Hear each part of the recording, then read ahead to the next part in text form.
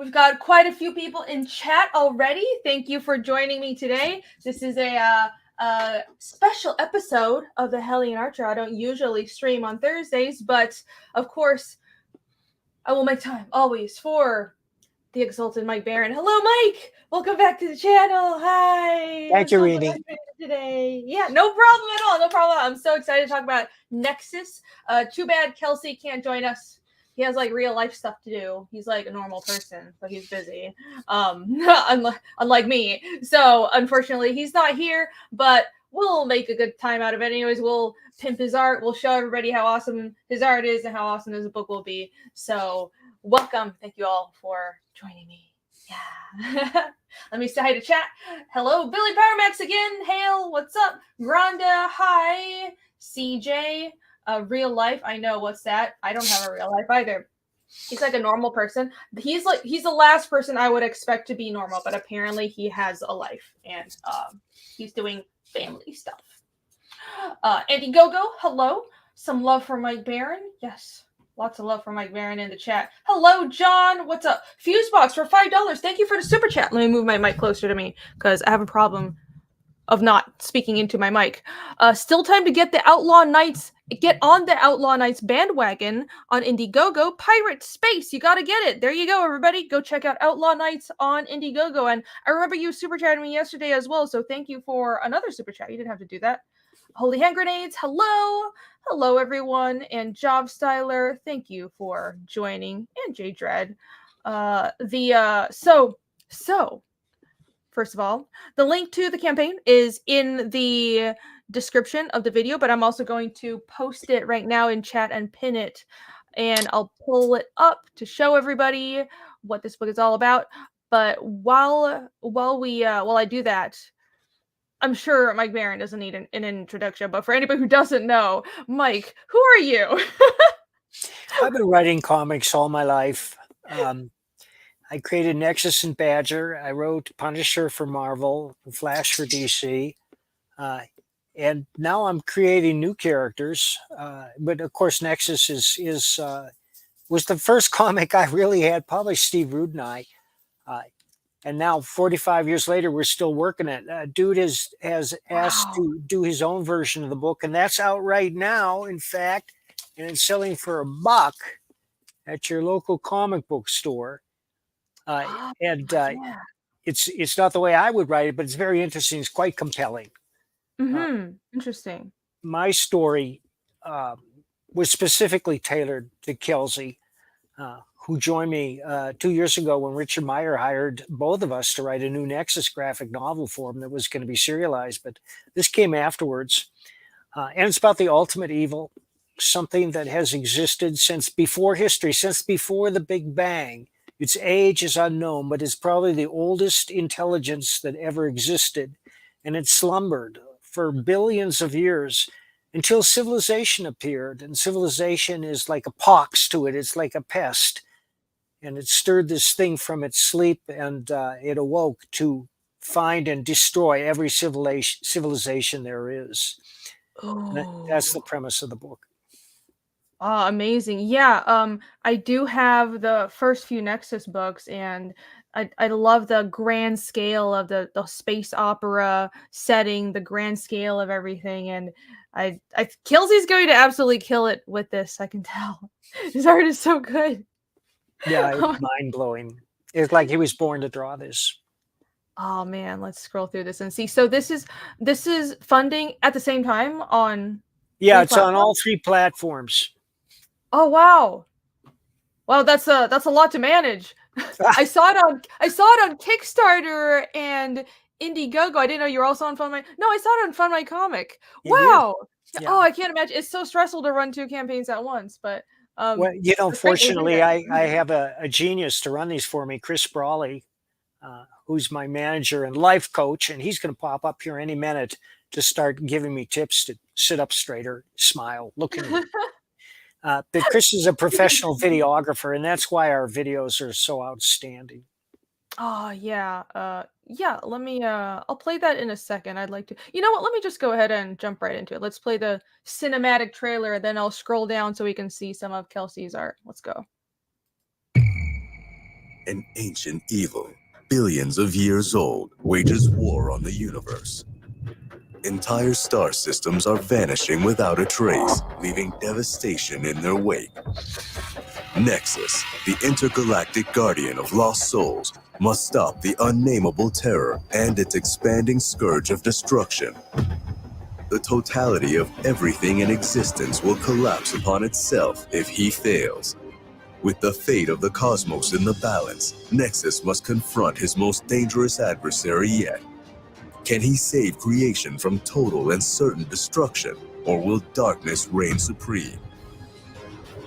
Find out in Nexus Scourge, the all-new epic sci-fi adventure from Eisner-winning co-creator Mike Baron, exploding with Kelsey Shannon's dynamic artwork. Available now at baroncomics.com. Oh, you're right. The effects and everything are so good. That's like professional looking. It is Oh, like professional. it's like professional or something. It's almost like it's a professional endeavor. You guys know what you're doing. That Well, look great. Chris knows what he's doing. I don't know what I'm doing. I'm sure you do, actually. I'm I'm very, very certain of it. All I do is write. That's hard, though. That's hard. Used to be. Oh no. Well, it used to be. Do you find that it gets easier in time? I do. It's one of the Oh, most interesting. remarkable things is that my writing. I'm happy with it. I'm not. I'm not. I am a pretty good judge, and for the last 10 years or so, I haven't worried about my writing. You worry if you think it's not going to work, and young writers say, "I don't know if this is any good. Would you read it for me?" And I used to do that too. But once you understand story, you don't worry about taking a wrong turn. And I think that I do understand story. I understand what constitutes story. And there are a million things that constitute story. And there are a million things that don't, that you might want to add, but you shouldn't. And when you understand story, you don't make a wrong turn. You are always on track. You know that it's going to contribute to the story, whatever that is. And a story is a dynamic narrative with a beginning, a middle, and an end. Well, it's good to hear that it gets easier in time, because I'm still at the stage where I have no idea what I'm doing and I need feedback all the time. The more you write, the better you get. That's good. Oh, that's very comforting. But it's hard though. It's so much more than even a beginning, middle, and end. I remember you gave me feedback on Fiendish 2, which I'm so grateful for. And it's the nuances of how you present things are important. So you can have a plot, but then how it's presented. Does it have, you said pizzazz, and that's hard to do. It's like the character of a story, right? It's almost like in art, the style and the motion and how dynamic the art is. You can, an artist can draw, but having that extra style and spunk, that's different. That's like mastery, and that takes a lot of work. I liken a good story to a good pop song. I'm a power pop fanatic. What is power pop? It's the Beach Boys, the Beatles, the Byrds, Big Star, bands like that mix an upbeat rhythm with soaring harmonies and bridges and hooks. And a song and a story has to have that too. A bridge is a change in chord structure from the tonic that creates a tension that can only be resolved by the hook. And if you think of any Beach Boy song, I'd sing one right now, but I can't sing. And you'd know what I mean. And that's what the story has to do, because it's a series of ups and downs. If the protagonist is happy with his life, everything is going great, there are no problems, he doesn't think about it too much. The story's like this, and there is no story. But when the protagonist is up and down and up and down, that's what makes a story, a series of tensions and release. That's the secret to a good pop song, and it's also a secret to a good story. Yeah, that's a really good way to put it. Oh, I'm just sitting here. My mind is blown. Ah, hello, Chad. There's some more people. Oh, I could talk all night about it. Oh no, please. That's what I'm here for too. So, this is an attempt to promote Nexus, but it's actually my attempt to my attempt to learn more about writing from Mike disguised as a stream to promote Nexus. Let's put it that way. Well, thank So you, let's talk Rita. about You writing. know, I am happy to help you in any way I can, because I Oh, think thank you're you. doing outstanding work. And I think that everybody here has seen your art, which is sui generis. By that, I mean, you draw like nobody else, but it's very exciting. It's not in the traditional superhero uh, pattern. It's something different. It's almost magical. It strikes me as European to a certain extent. A little bit, yeah, yeah. I mean, as long as it works, though, that's high praise coming from you. Thank you so much. Anthony says I have a legend on my live stream. I'm aware. I'm aware. Anthony Peroni, that's funny. I had a friend. Yeah, I still have this. He's a good friend of mine. We kept calling him Tony Peroni. Tony Peroni. Tony Peroni. Oh, so his name is just like your friend. Maybe this is Yeah. it's actually him in disguise. CJ for $5. Thank you so much. With all these different books you've wrote between Florida Man, Nexus, and Gooding, how do you juggle between all these different story types? Great. Well, that's a good question, and the answer is that a good writer is always working on more than one project at a time. Because if you run into a wall with one project, you set it aside, you let your subconscious work it out, and you go to another project to work on. I don't choose my stories choose me. I wrote Florida Man because every time I went online, there was another Florida Man story. And I was explaining this to a friend of mine in Omaha last week. We were sitting there. And I said that the typical Florida Man headline was Florida Man claims syringe found in rectum is not his. And that's an actual headline. And then I said, take the Florida Man challenge. You write Florida Man in the search engine and then your birthday, and you see what story comes up. So my friend Rick did that. And the story that came up was Florida Man claims syringe found in rectum is not his. Oh gosh. But but my Florida Man is not sleazy or a lowlife. Gary's just a redneck living in a trailer down by the swamp.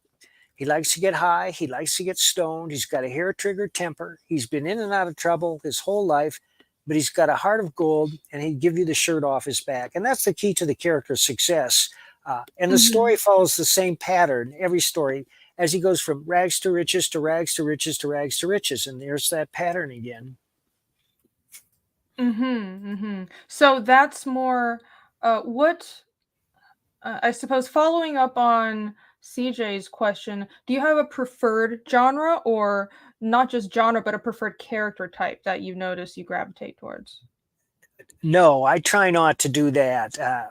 Although I grew up loving hard-boiled crime fiction, and that's reflected in my biker novels. The latest biker novel is called Seventh Son, and it co-stars Chuck Dixon's Levon Cade with Chuck's blessing, and I'm particularly proud of that. But all the biker novels are compelling. They're modern noir. That's what they're designed to be. And the reason I'm writing is because of John D. MacDonald and his character, Travis McGee, which inspired me and many others to write hard-boiled crime fiction. And Biker's a unique character because he's a reformed motorcycle hoodlum who went to prison and found God and comes out determined to turn his life around.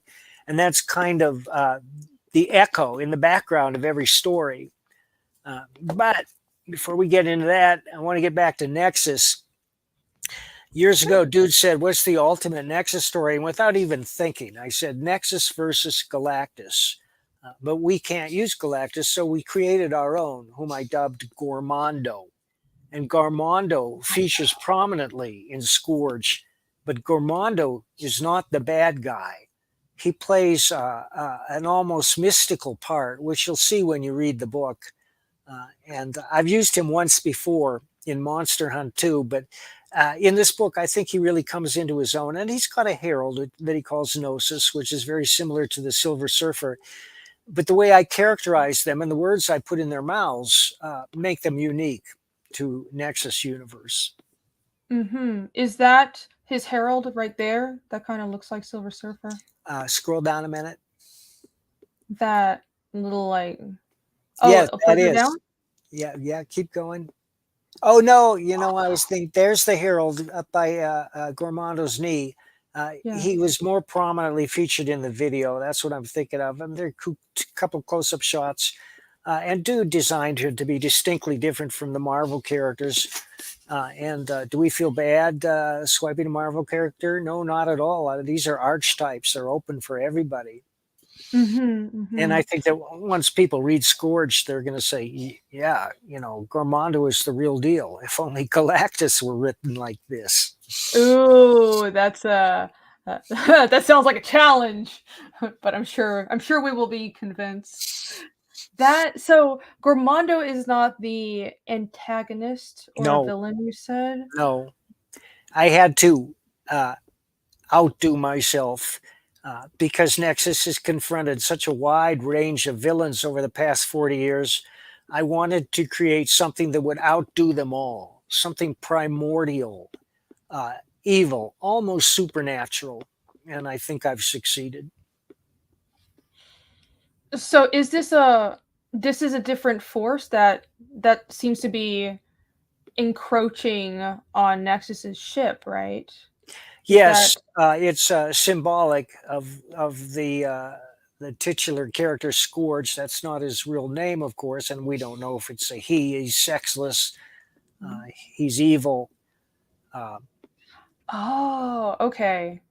Okay, so that's the antagonist, or is it blurry? You don't want to spoil it yet. It's just a symbol of his war on civilization as he seeks to crush out every intelligent species. They bug him.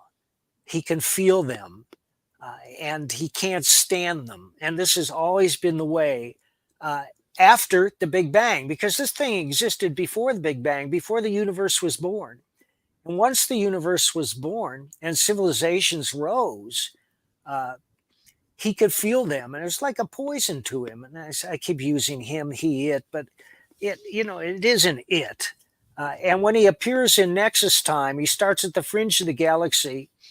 And nobody notices at first when he wipes out whole worlds because it's so far to the fringe of the galaxy. And information takes so long to reach the center of the galaxy that he went on for millennia before anyone discovered what was happening.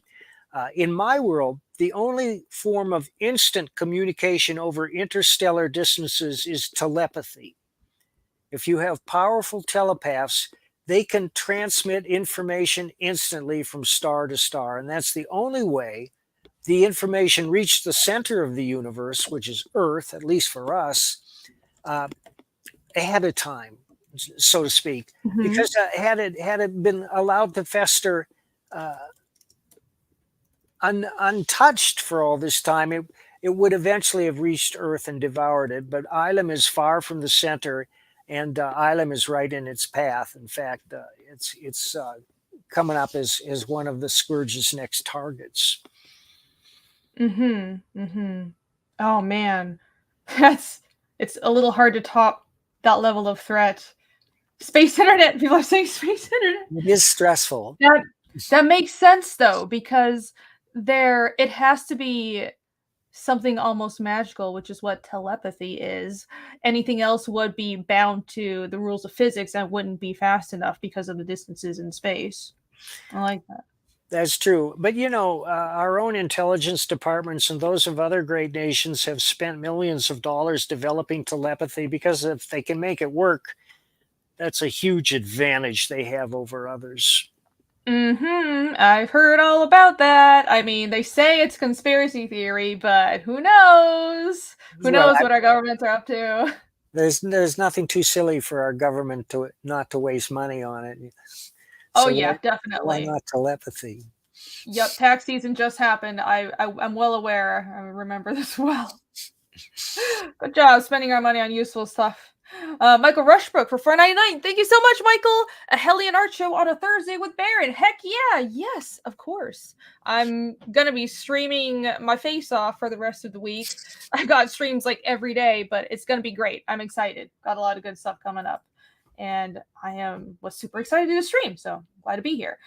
Billy Power Max asked the question, what do you think of writers who write backwards? I'm not sure what that means. Do you? He's talking about palindromes. A plan, a man, a plan, a canal. Panama. Sit on a potato pan, Otis. And those phrases read the same whether front to back or back to front. No, he's not. I think don't think I think Billy is referring to people who come up with the ending first. I Mhm. don't do that. I come up with the premise Really? first, and my procedure is always the same.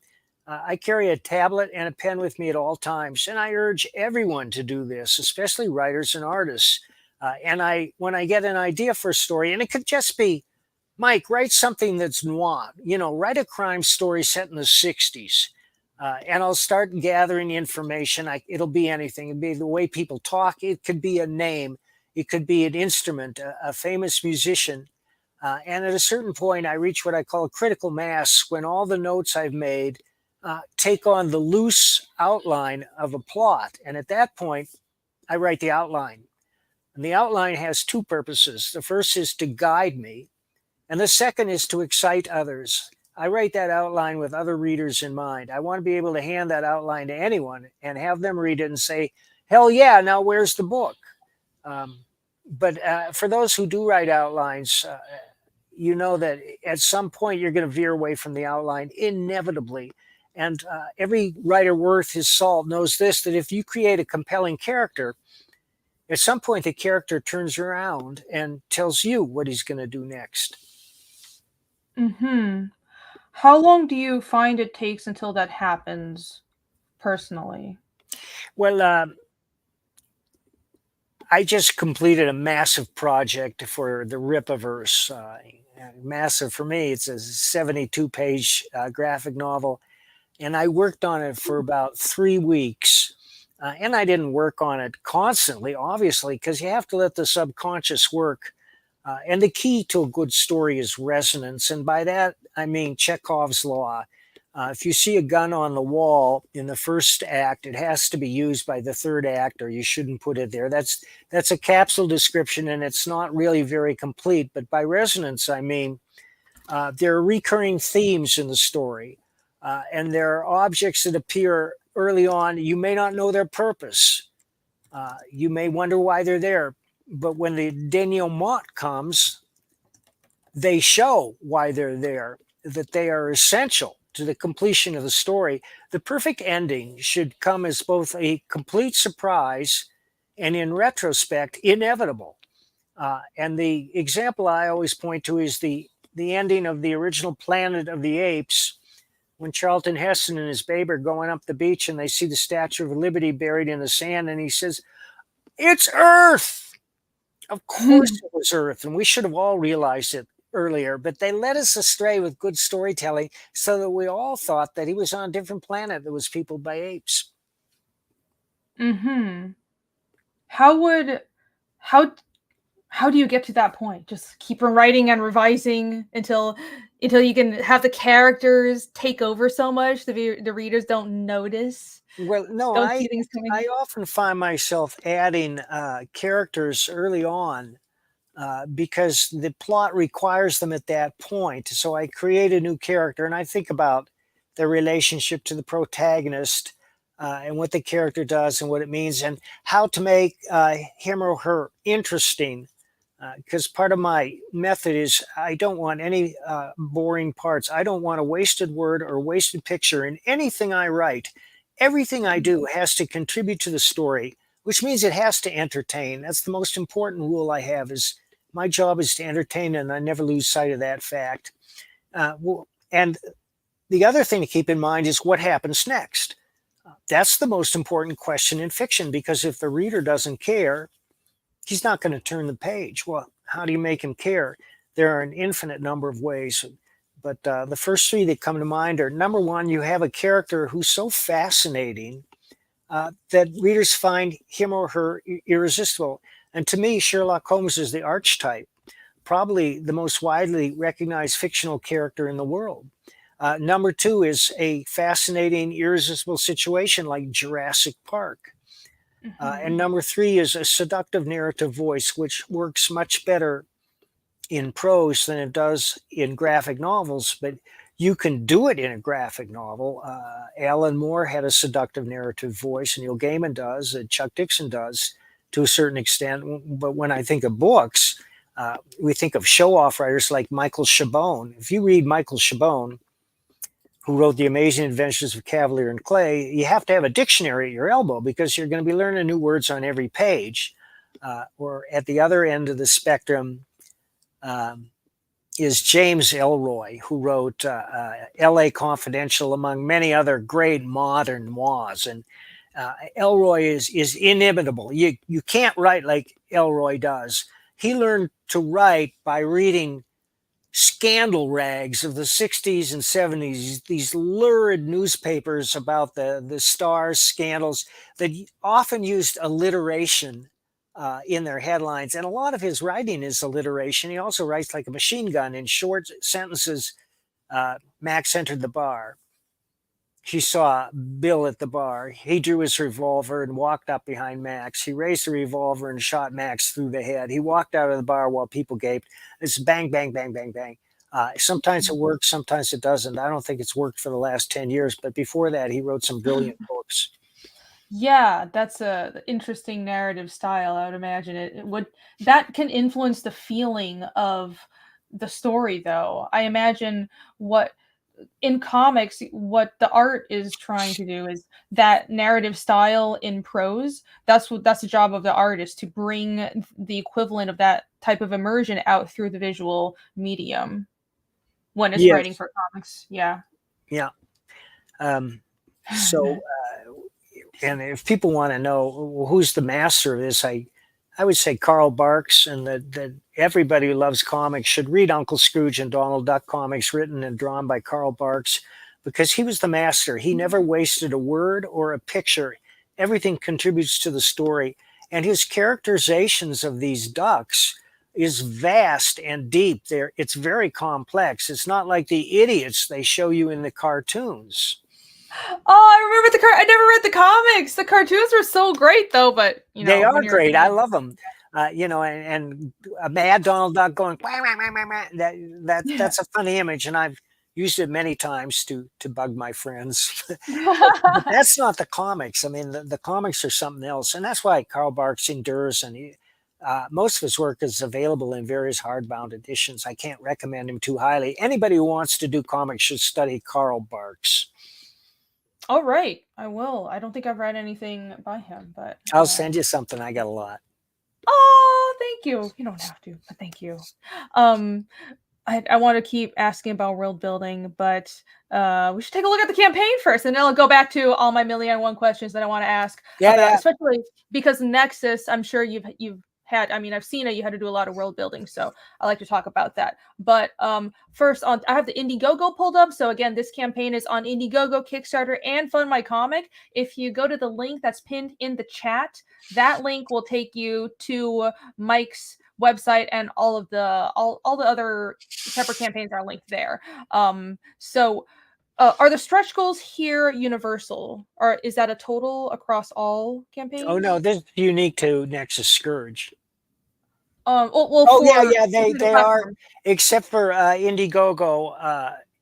It was Kickstarter. We want people to sign up before we launch on Kickstarter, and if they lined up before the Kickstarter launch, they're going to get a special art card that Kelsey has drawn, an image of NEXUS that's not available elsewhere. Okay, yeah, we can go take a look at that. Are the tiers and all the other items pretty universal otherwise? Yes. Though? Yeah. Okay. All right. Let's switch to the Kickstarter and take a look. Though here's the Kickstarter, everyone. Let's scroll down and see. So here's all the art that I just scrolled past, but let's bask in this beauty again. Look at this. Look at this. Kelsey is so good. How many pages is this book? It's 48 pages, but there are a lot of extras. I've been collecting brilliant NEXUS illustrations over the years from a vast range of artists, and we're going to run some of them in color. And some of them are just going to make your jaw hit the floor, from people you would never expect. Awesome. And this, is it almost, what's the progress of it? Is it a pretty quick turnaround? The book is ready to go to the printer. And it has been. It may be at the printer right now, for all I know. Nice. All right. Oh, there you go. So we're going to start fulfilling in June. Yeah, that's great. I'm sure people like to hear that. Mm, I remember Uh, with your other campaigns, you had a really quick turnaround too. I think that every campaign we've done, the book has been finished before we launched the campaign. It's just I've been lucky to be able to do that because the books have been successful and Mhm. artists have worked with me. Uh, and if this book is successful, the next book is going to be The Origin Remastered, which is the first 3 black and white capital issues recolored by Kelsey. Now, as many of you know, the third black and white issue carried a flexidisc, which is a 45 RPM record that was bound into the comic on flexible plastic. And that will be available as a download. And what it is it's a series of actors enacting the whole script. So you could read it to the flexi while they speak the words that you're looking at. All right. It was a novelty. It's not my idea, That's but pretty cool. people seem to love it. And they love having that flexi disc so much so that most of them have never taken the flexi out of the book because they want to keep the book intact. Yeah, I don't think I've even seen one of those, but that sounds like a cool idea. It's certainly original. Well, Kelsey's colors would be amazing. Yeah, he's He's brilliant. good at everything. At everything. It's infuriating. It is. Is this so is this a self-contained story? This is a Absolutely completely okay. self-contained. Awesome. And after we do the origins, we have another graphic novel in the works that's much bigger than Nexus that Kelsey's working on, and that may take a while. So following Nexus, the origin, we are likely to launch Sherlock Holmes versus Captain Nemo, which is done, by the way, and ready to go to the printer. The artist is Richard Bonk, who did Private American. And from the results of his work here, I can only conclude that Richard had been waiting his whole life to do steampunk, because that's what this story is. It just explodes off the page. Richard has outdone himself. We were all gobsmacked by the art. Awesome. Yeah, his work on Private American was great. I remember you were on the channel to talk about Private American. That was the last time you were I on. remember. That's right. Yeah, it was a while ago. So, that's great to hear that he's going to be doing another book with you. It's Can't done. wait. It's done. It's already done. Oh, I'm so excited. Like most crowdfunding books, I mean, it's hard to have it finished ahead of time, but I think especially in the current market, it gives everyone peace of mind to have the whole book just done before you even launch. So I love to aim for that too.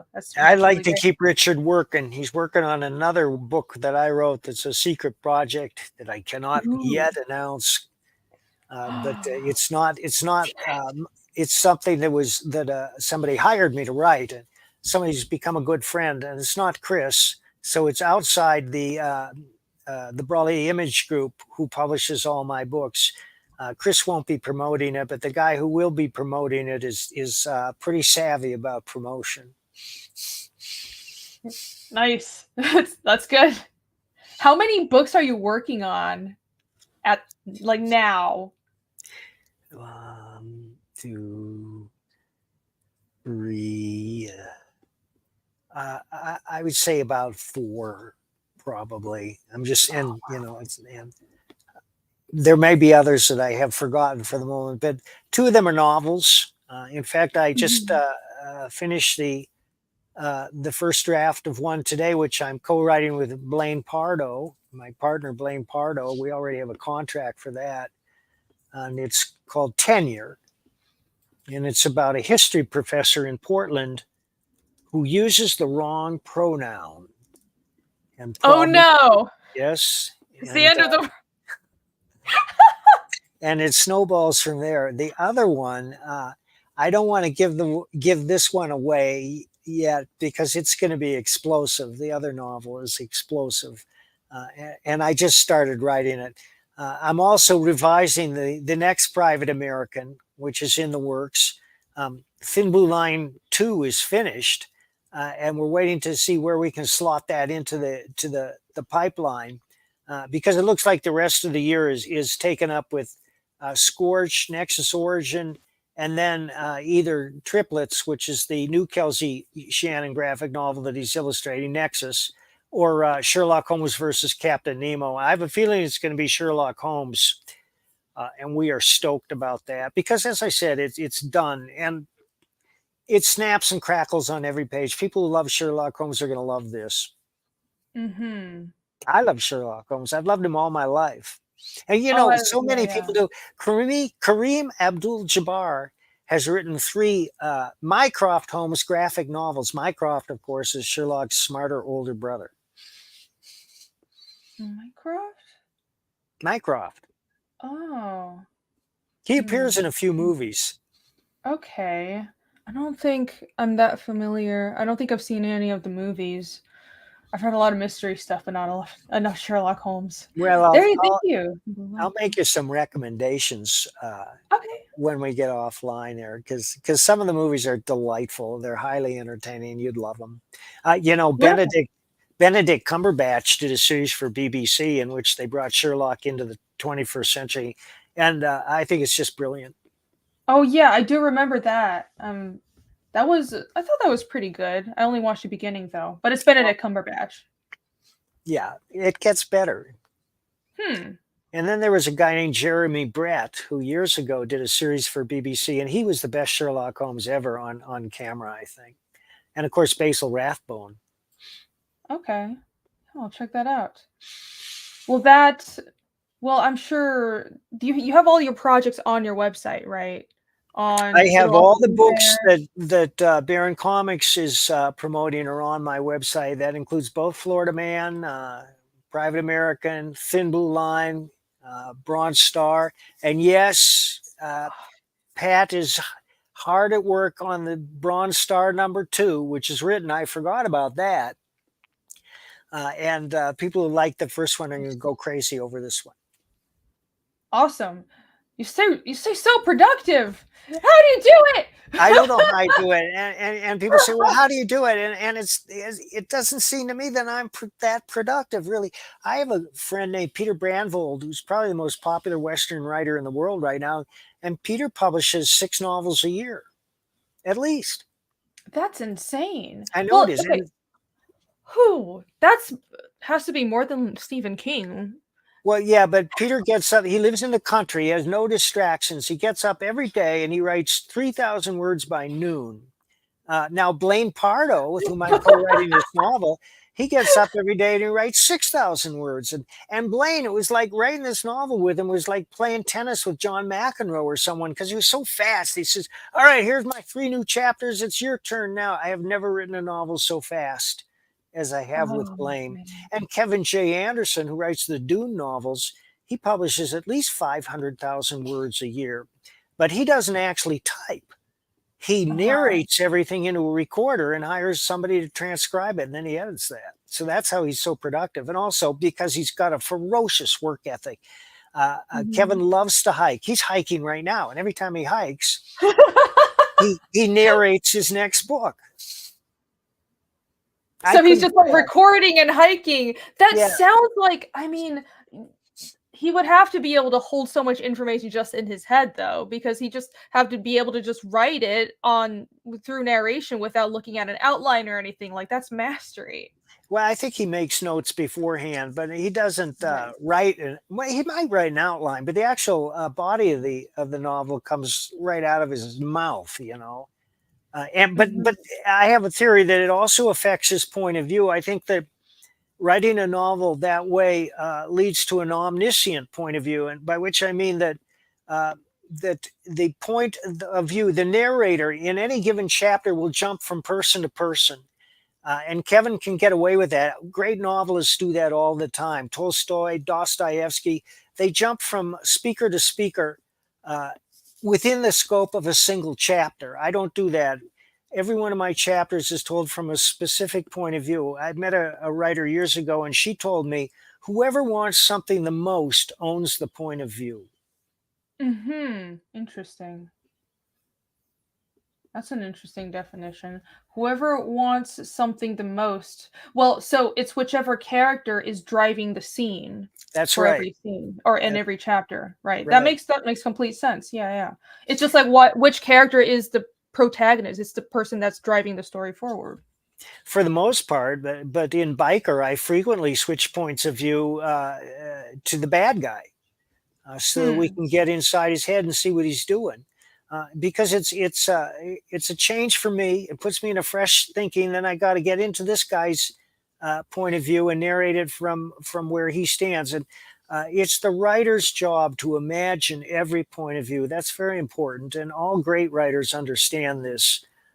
If you can only imagine one or two points of view, you're never going to be a great writer. A great writer has to put himself into the mind of everyone he puts in his book, no matter how crazy or ultra they are, whether they're Albanian or Eskimos or except for aliens. One of my recurring themes is that if we ever meet an alien race, it may be impossible to understand them because our thinking processes are so drastically different that we just be there shouting past each other and there would be no common ground whatsoever. So we don't have to worry about the point of views of aliens. It's fine. We can Well, ignore yeah, them. but then others say, well, math doesn't change, and math is universal. One and one is always going to be two, and that's why they base attempted communication with other intelligent races on math. When they sent that Voyager into space, it had that Da Vinci drawing of a human being, and then I think it had a few mathematical equations on it, in the hopes that if an alien intelligence found it and saw it, they would understand that we're an intelligent race, hopefully. Right. on, Yeah, that on the other hand, Earth has been broadcasting its TV shows and radio shows into space for 100 years, and they say quite the opposite. well, yeah, that I worry about if there are any aliens out there and they do find us, then it would not turn out well just because we would seem like a joke to them. Um, the golden disc, that's how they figure out the whole idea that math is a universal language. That's true because I'm really into like pyramid conspiracy theories. I don't know if any of it's true, but I think it's fun. And there's this theory that the base and the height of the pyramid correlates to the circumference of the earth, and the height, the diameter and circumference of the earth each, and it's all this like stuff that it's a mathematical correlation. It doesn't matter what unit of measurement you use because it's about how the length of the pyramid divided by the circumference and all this stuff. So division and multiplication on all the rules of math don't change. So that is a universal language. But how could you put that into a comic? Have you thought about that? Well, no, I'm not going to blast my comics into space, but the CIA has been covering up this message from an alien source for about 10 years now, but it was leaked to me, and it goes, "People of Earth, while we admire your technical accomplishments, we must warn you, should you continue to broadcast the secret of Oak Island, we will have no alternative but to destroy your planet." Oh no! Oh! You heard it here first, everybody. From Mike, we must obey. Speaking of, now we're getting into a little bit into the world building, if I may. I just can't wait Sure. to talk about this. You've had to do a lot of world building for Nexus. Is that a process that you've slowly done over the years? How do you approach something, writing something like Nexus? Because I'm sure that having to build an entire sci-fi universe is different than Thin Blue Line and just anything else that's set in our world, right? Well, yeah, it depends on what the story demands. As the story grew, and I created this reluctant executioner where he would go to different planets and kill the tyrant. Then he would be surrounded by these people who had been enslaved and beaten down, and they looked to him for salvation. And often the home worlds were destroyed. They were by war. There was no food. There was no electricity, and they would beg him to take them back with him to Ilum, which was deserted when his father discovered it. And he couldn't refuse. So he took as many as he could until Island was filled up. On the surface, there's no atmosphere. So everybody lives deep underground in these massive caves. But the people kept coming. And I thought about this. I said, well, they're all going to go to Island, just like everybody's running to the United States now. They're all going to go to Island, but they can't all land because there's simply not the facilities. So they take up orbit in this huge belt that circles Island. And the belt now consists of tens of thousands of spaceships, some of whom have been there for years, waiting for an opportunity to go down and join civilization on Island. Oh, wow. That imagery is just amazing. Yeah, and I'm going to use that that belt of ships in a future graphic novel as war breaks out among them. Mm-hmm. Well, that I think just having that concept opens up so many pathways for world building. How do they get resources? Where do the resources come from? What happens when a ship runs out of resources and all the misunderstandings that can come from that? That's great. Yeah, it forced me to think about all these things and to come up with solutions. Sometimes they're bureaucratic solutions, but sometimes they're quite ingenious. Mm-hmm. Hello. Say a few people are joining us. I'd like to say hello. What's up, Cam? And what's up, Mike? Hello. And Hale. Hey, Mike. I just want to say hello. Yes. Hi, Mike. Thank you for joining us. We think that Mike is going to contribute a Nexus cover for the third Nexus graphic novel. Oh, cool. Awesome. Yeah, I can't wait to see that. His work is great. Me too. Perhaps there's a diplomatic solution. We hope. Isn't. We hope, but we hope. Yeah. Hopefully we can rise above the current state of our world, which is not very diplomatic. So since Nexus is, again, this is a sci-fi setting that you've built so much world building and done so much designing and character work for, what tips do you have for the technology? Does that come to the forefront of Nexus? Well, it does. In fact, in the very first issue, I established that they were able to travel over interstellar distances by using a black hole. And I got the science for that from a book called The Iron Sun. And it posits that a black hole, which is a star that's so dense it collapses in upon itself. And the gravity is so great that not even light can escape. So you can't see it. You know it's there because of the absence of light, but also like an ice skater who's twirling. And then she brings her arms in and she starts twirling much faster. That's what happens to a black hole, so that it throws out a gravitational field that's enormous. And if a ship enters the gravitational field at a perfect 90-degree angle through the equator, it will be sucked into the center and spat out of a white hole several light years elsewhere.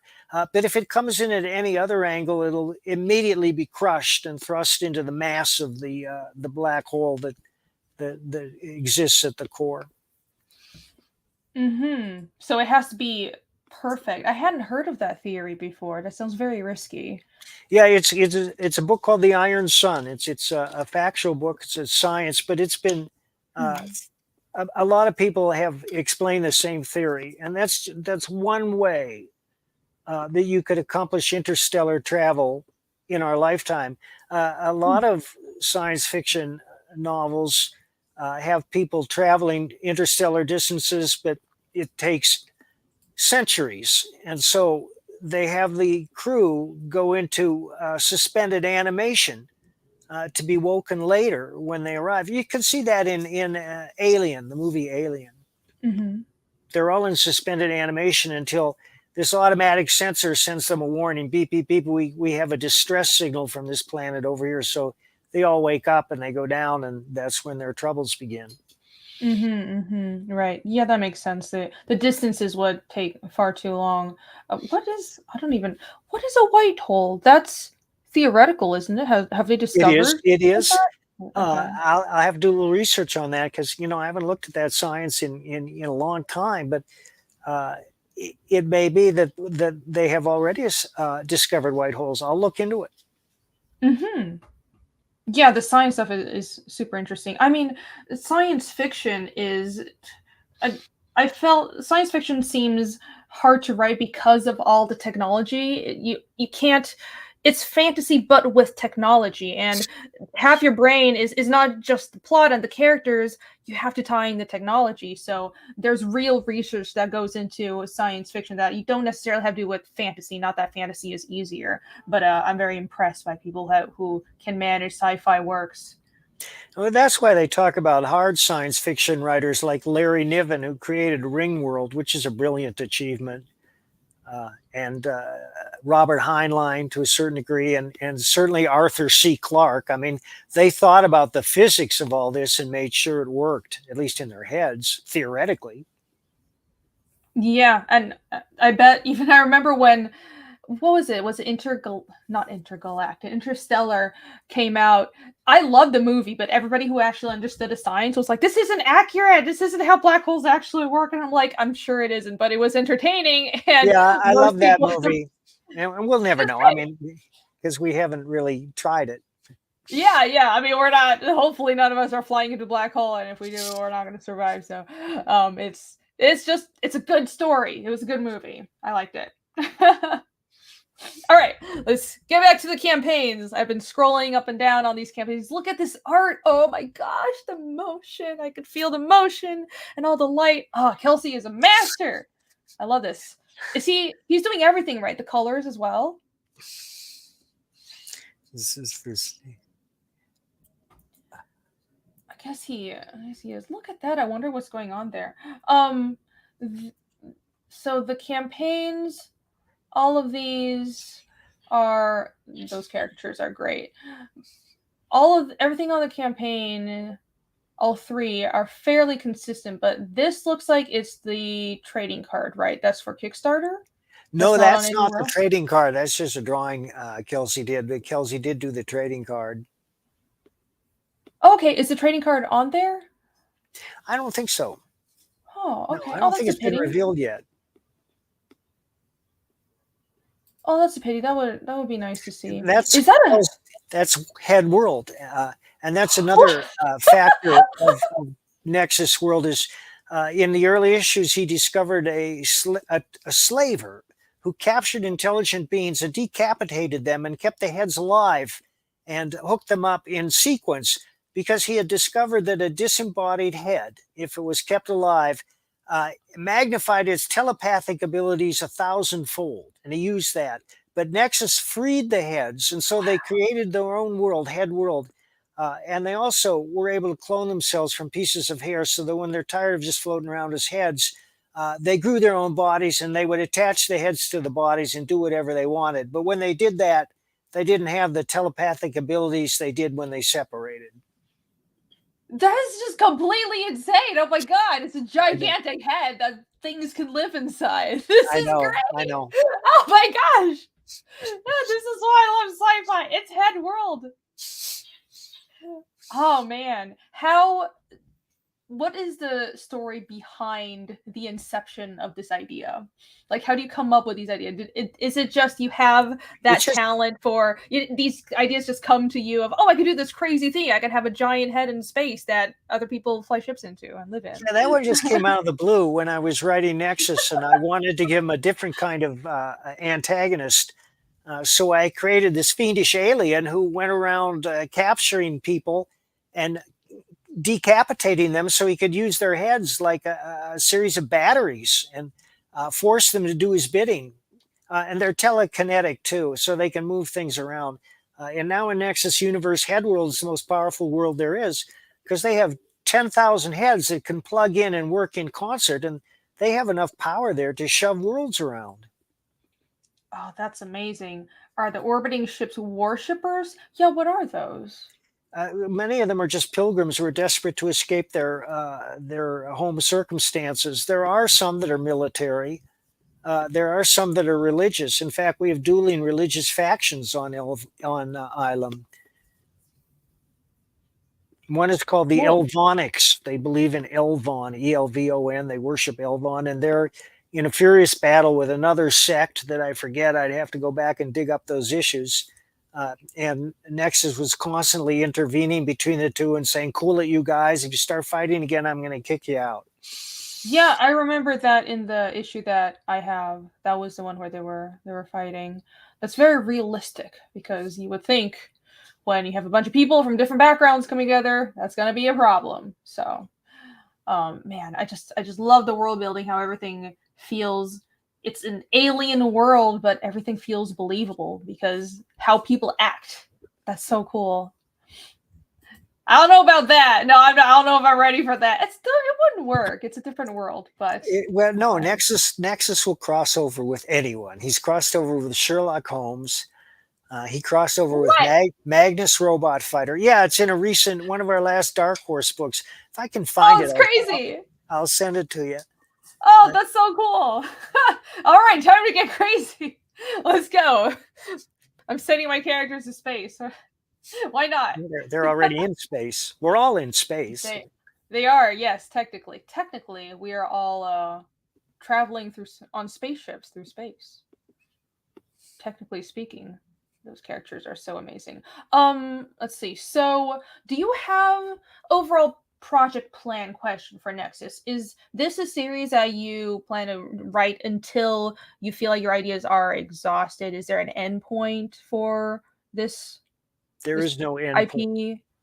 There is none. All right. It's like Arthur Conan Doyle got sick of Sherlock. He got sick of him. He wanted to write something else, so he killed him off in this incident at these waterfalls in Switzerland, where he and Moriarty went over the edge, locked in each other's arms, and died. And then the outcry was so great, bring back Sherlock, and they kept waving money at him. He said, "Oh, okay." So he went on to write 64 more stories. But I have no ending in mind for Nexus. To me, he's an eternal character like Flash Gordon, which is still going strong today, almost 70 or 80 years after his first appearance at the hands of Alex Raymond. In fact, my friend Dan Schady is writing and illustrating the new Flash Gordon. There's a new Dick Tracy graphic novel out. And Conan the Barbarian. There's no end. Conan's still going. Yeah, that's so okay. Here's a question: with I find that long form stories, there must be a technique to it, right? Because look at what is happening in DC and Marvel. The IPs and the franchises that DC and Marvel own, all these characters are meant to be long form.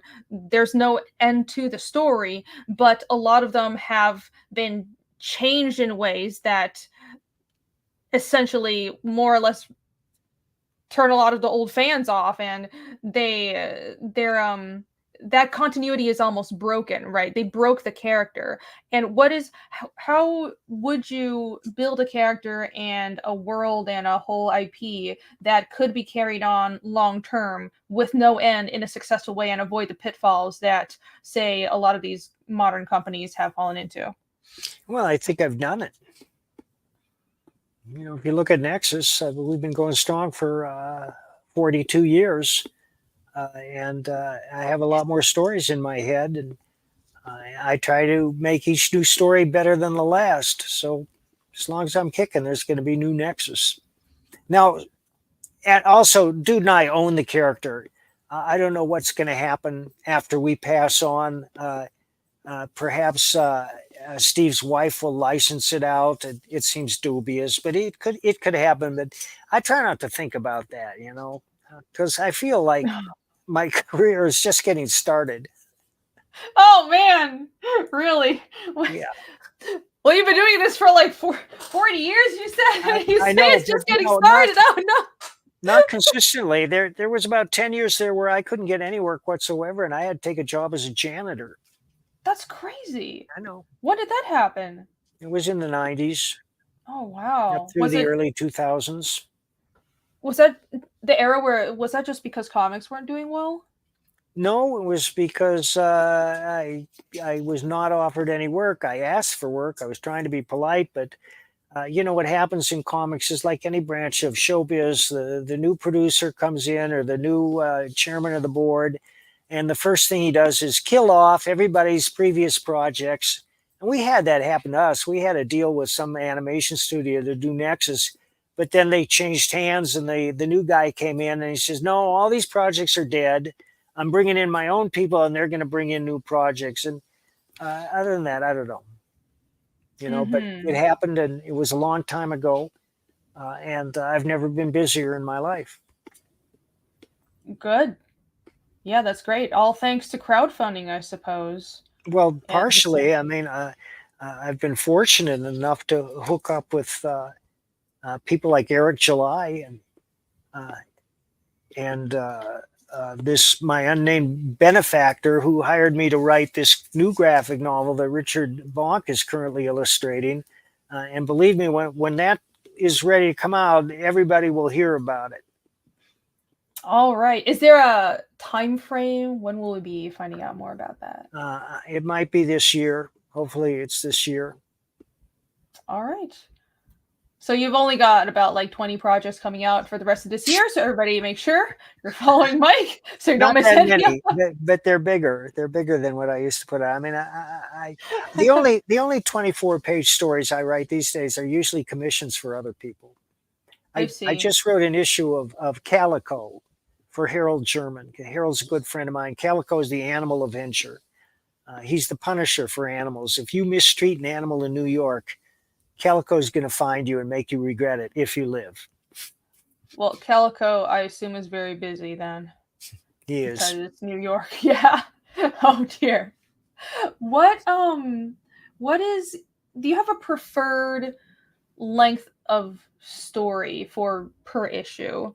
Because you said there's a difference between writing for other people and yourself. Like, what's your preference there? Well, I used to think in 24-page increments, but now I think in 66-page increments. And the reason for that is we try to sell the rights to the book after we fulfill our crowdfunding to a regular publisher, such as American Mythology, which will now be bringing out Florida Man versus Hogzilla in 3 separate comic books. They did it last year with the first Florida Man graphic novel, and it was their top-selling title.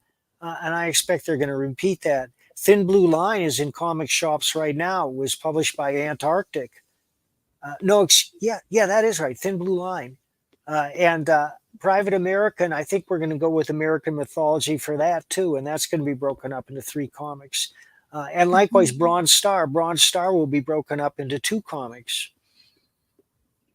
So you plan for that. You think in 66-page increments for crowdfunding, but within the story, it can be broken up every 20 pages or 22 pages? I do now. And I'm thinking that I would like to expand that. Instead of 66 pages, I'd like to do 72 pages so that it could be broken up into 3 24-page stories.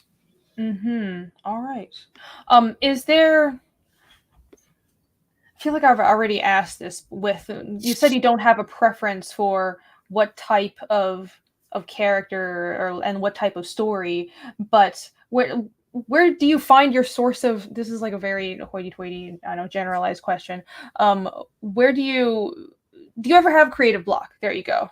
Playing into creative block show later? Not in years, no. And that's why I urge people to work on several projects at once. You find that just the momentum keeps you going?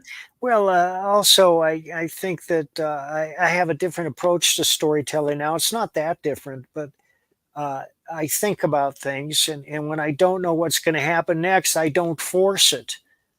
One thing I do is I take out my notepad and I start writing down anything that could happen, no matter how ridiculous. And sooner or later, I will find a path forward. Yeah, that's great. I guess that's sort of getting at all the bad ideas, and you have to not overthink things too much, I suppose, and just put all the ideas out there until something works. No, I don't overthink things, and I'm not worried about bad ideas. I mean, I know what a bad idea is, and If it pops into my head, I reject it immediately. When I'm on track, I know what I want to do. And it's time for me to mention my 3 rules again. Number 1, entertain, and I never lose sight of that fact. The book must be entertaining first and foremost, and every part of it must entertain. There can't be any dry stretches where people are gazing at the wall or anything. Number 2 is to show, don't tell. Comics are a visual medium. They need words. Words are important, but you have to choose your words wisely for the maximum impact. I use words primarily to characterize people, but also occasionally to advance the plot. You can't get away with it when the mastermind says, this is what I want you to do, see? And number 3 is to be original. And we're all unique human beings, and all of us who write necessarily bring our own experiences and feelings to that which we write. John Brain was a famous English novelist who wrote Room at the Top. That's his most famous book. But he also wrote a book called Writing Your Novel. And in it, he says nobody should attempt to write a novel before they're 40 years old because they simply don't have enough experience to represent the world in all its fullness convincingly. Of course, there are exceptions to this, like Carson McCulloch, who wrote The Heart is a Lonely Hunter when she was 24. That's true. It's hard. It's hard. You kind of need to live life before being able to write about it. That's right. And I mean, I can't do it yet. It's hard even now. I mean, I feel like even in your 30s, you don't have enough experiences. It's a struggle. Maybe did you find that for yourself it was age, or was it just practicing writing that helped you? When it comes to novels, it was time and experience, but I've always been able to write comics. I've always had an unshakable belief, and I wrote those NEXUSes. I conceived NEXUS when I was a fairly young man and did the bulk of my work when I was a fairly young man. I just plugged into it and ran with it. But comics and novels are very different things, although I approach them in similar ways. What would that different approach be? Can you summarize? When I wrote NEXUS, and I wrote comics for 20 years this way, I drew each page out by hand, panel by panel, with the cityscapes and the people and the machines and the monsters, with everything, all the dialogue and all the captions and the directions right there on the page. And I would urge anybody who wants to do comics to do that, whether you can draw or not, because it will teach you so many important lessons. It teaches you how much weight a page will bear. Most importantly, it teaches you to think about what happens next, because I proceeded panel to panel.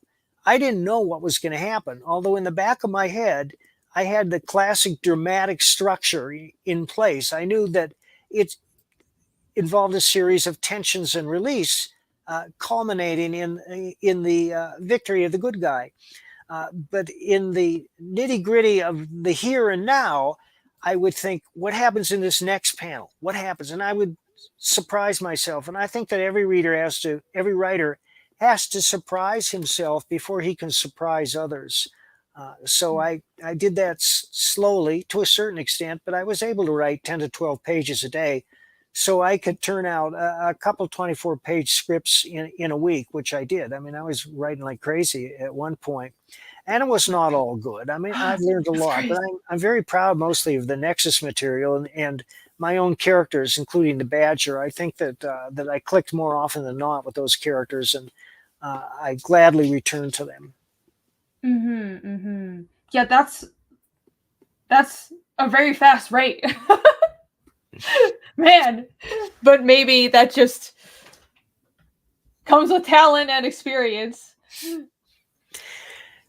You said you wrote 72 pages or something in 2 weeks. Well, my latest graphic novel for the Rippaverse is 72 pages. I wish I could tell you about it, but I'm very proud of it, and it's because I took my time. I introduced elements at the beginning. I didn't know why they were there until I got near the end, and they were the solution to everything.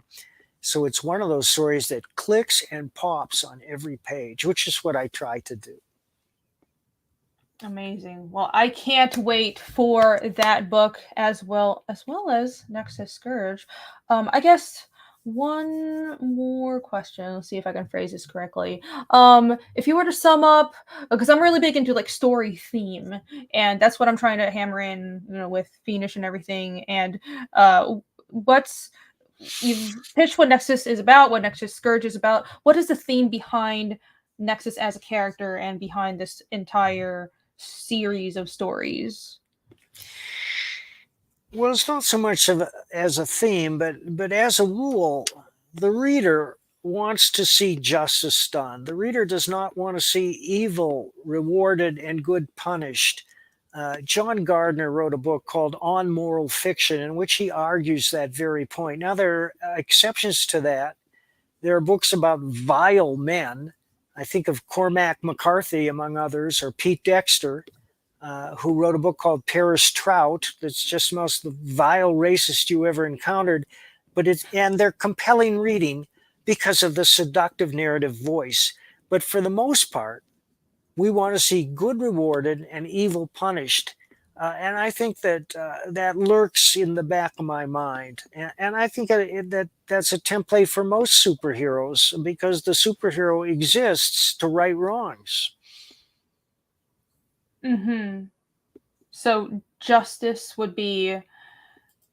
seeking justice would be a general theme? It's a universal theme. It is a universal theme in most of our popular entertainment. True, that's true. Nexus is an awesome character. Yes, absolutely. Thank you, RJ.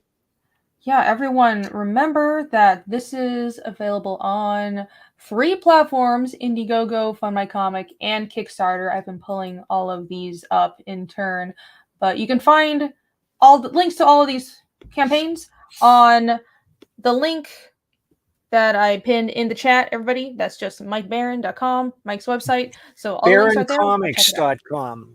Oh, sorry, BaronComics.com. What am I doing? I totally got it wrong. BaronComics.com. Let's go back to the website so you can actually see it. I shall correct my mistake. There. Thank you, Rini. Yeah, of course. Let's see. How long will the campaigns run? I forgot to ask. We have about 28 more days. Okay. On all of them, are you closing them all down, or? I think they will all close down at that time, yeah. Okay, so no in demand for Indiegogo or anything? Well, I think that probably will be, but I leave that up to Chris. Oh, too bad he couldn't join us today. And Kelsey. Grrr! It's fine. I'll get my revenge on Sunday. With friends at dinner. Who does that? Who actually eats dinner with friends? I don't know. It's crazy. I'll let him have a social life. Yeah, there you go. BaronComics.com. Murumi is correcting me justly. So there you go. Thank you, chat, very much. Wonderful. Well, this was fascinating. I'm so glad that I got to talk to you again. Well, I'm so grateful. Thank you for coming on. And I can't wait to get Nexus Scourge and bask in more of Kelsey's beautiful art.